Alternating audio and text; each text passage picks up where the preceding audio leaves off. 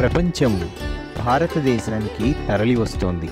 పంచుకోవడానికి, నేర్చుకోవడానికి, అర్థం చేసుకోవడానికి, ఇంకా స్వస్థపరచుకోవడానికి ఒక్కటవుతోంది. 100 కంటే ఎక్కువ దేశాలను ఏకం చేసే ప్రపంచ కలయిక.